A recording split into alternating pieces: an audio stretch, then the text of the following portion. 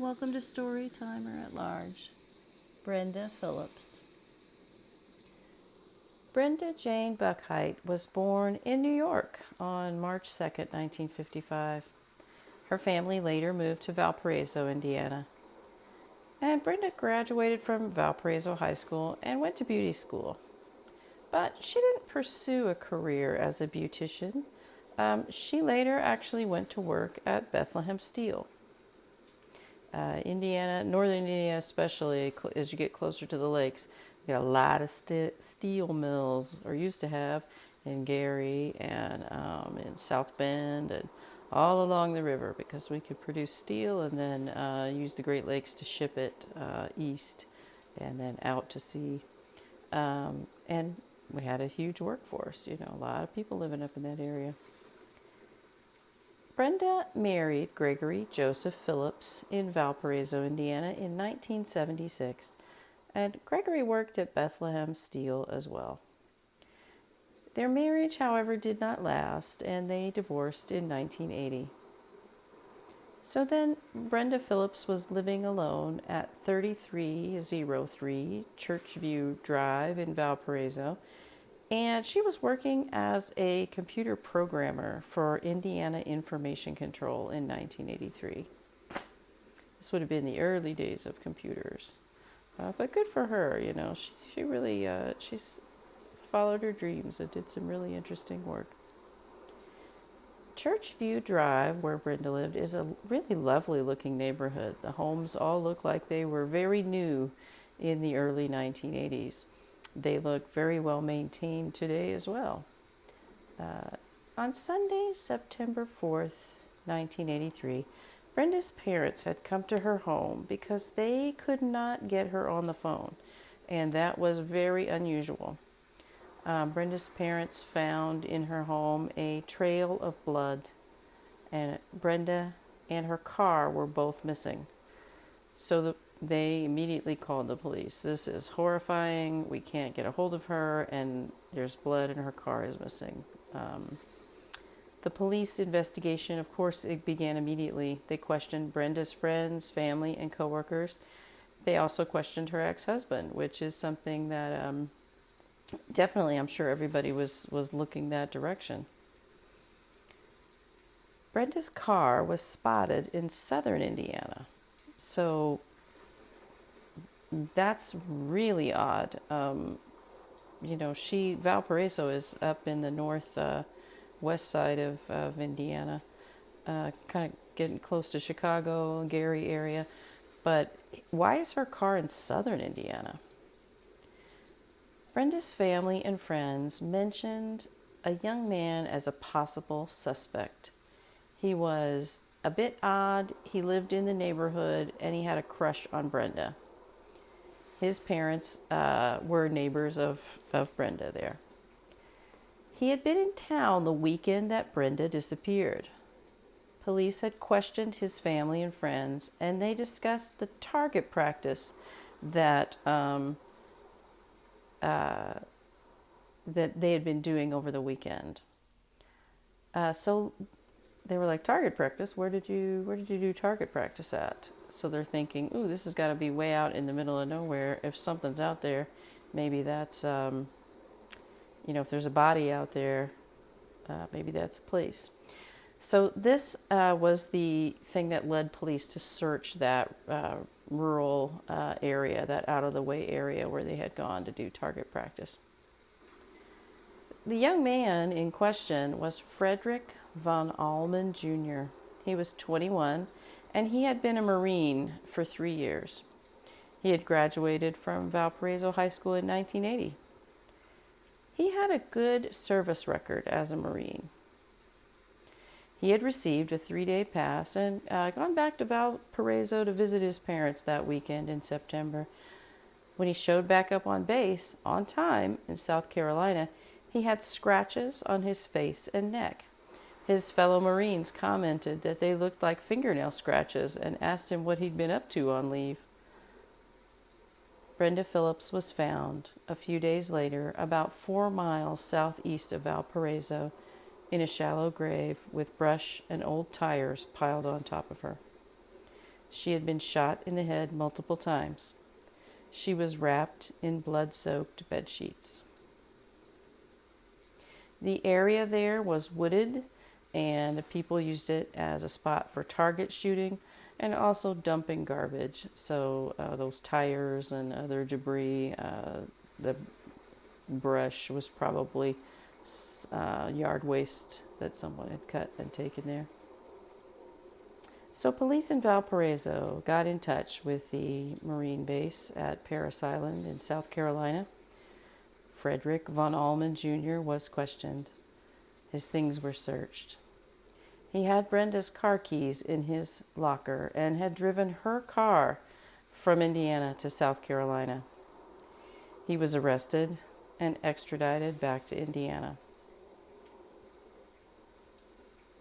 What he had done on leave was cold-blooded murder. On September 4th, 1983, Frederick von Allman Jr. had broken into Brenda's home while she slept. He probably attempted to rape her. She defended herself by scratching him and trying to fight him off. He shot her multiple times in the head. He dragged her then, wrapped in the blood-soaked sheets, to the garage.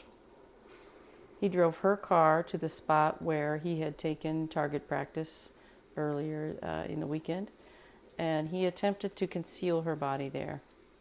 And then he fled in her car back to South Carolina.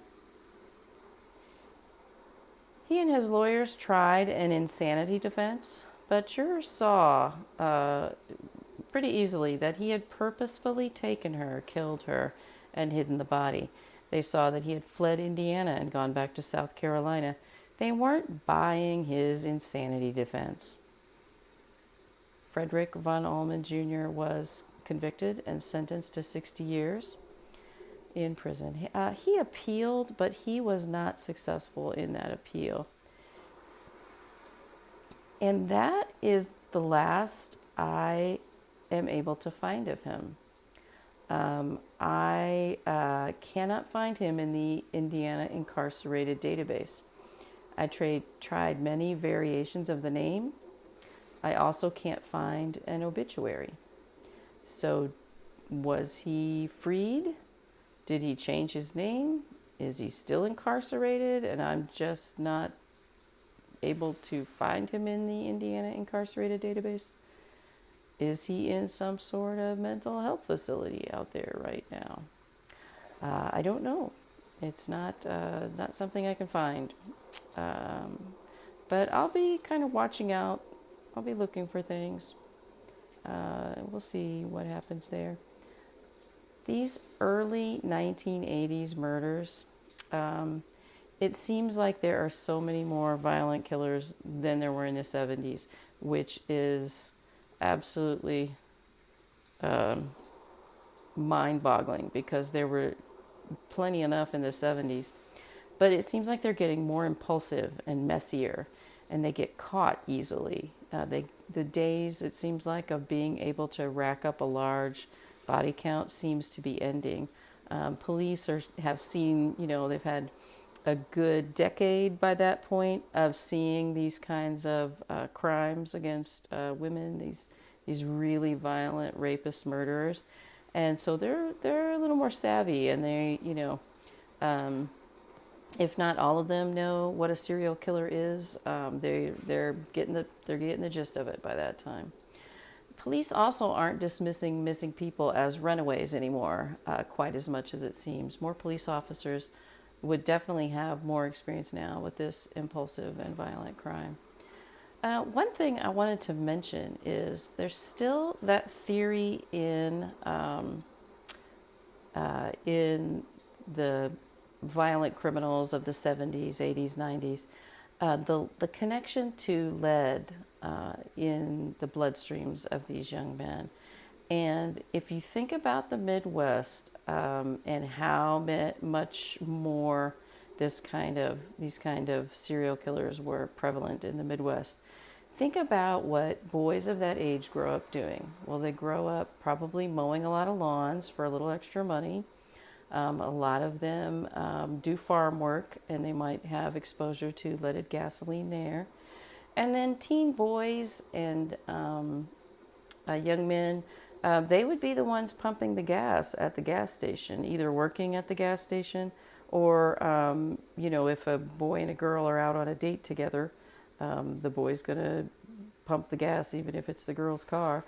And then in households, mom and dad and the kids pull up to the gas pump. It's either going to be dad or one of the boys who's pumping the gas in the 50s, 60s, 70s, 80s. And that kind of that changes as more women get more independent and get cars of their own and stuff. They're pumping the gas. But the amount of lead exposure these young men and boys are getting as they're growing up in the 50s and 60s and 70s in rural America as opposed to urban America. There's no lawns to mow in the city.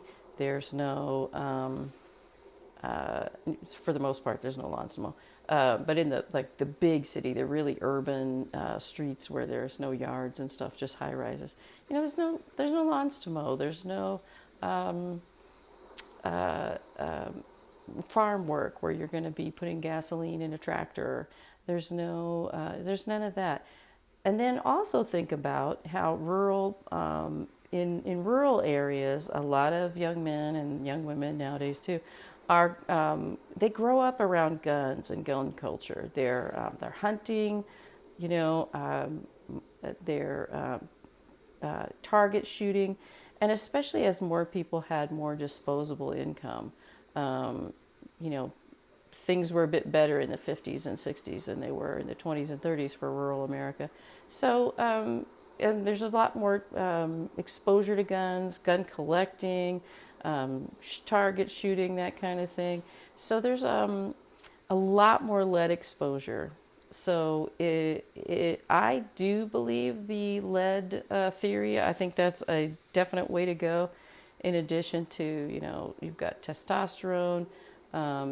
Some of these young men grew up in violent or very strict households, and drugs in the 70s. I mean, it was just about everywhere, where a lot of people were doing, cocaine. Cocaine makes you want to go, go, go and do.